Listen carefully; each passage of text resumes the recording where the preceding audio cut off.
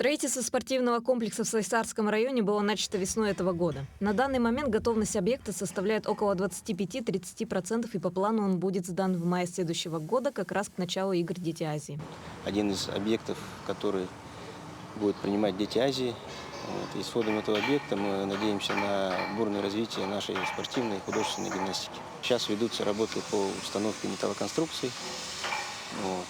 В ноябре планируем закрыть тепловой контур и запустить тепло, чтобы в зимний период там начать внутренние работы по внутренней отделке. Также одним из самых важных и масштабных событий этого года является начало работ по благоустройству озера Сайсары. У нас сегодня происходит знаменательное событие – благоустройство нашего Сайсарского озера.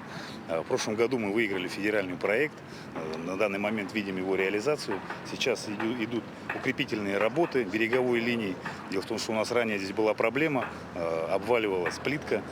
Сейчас, чтобы исправить ситуацию, производятся укрепительные работы. Проект будет реализовываться планомерно, по участкам которых всего 6. В плане предусмотрено как озеленение, так и ремонт дорог, тротуаров, также проложат велосипедные и беговые дорожки. Будут построены мосты, пирсы, детские площадки. Сквер Матери подвергнется полной реконструкции, а на его территории появится теплый павильон. На завершение всех работ по благоустройству озера уйдет примерно 3 года. Все идет по графику.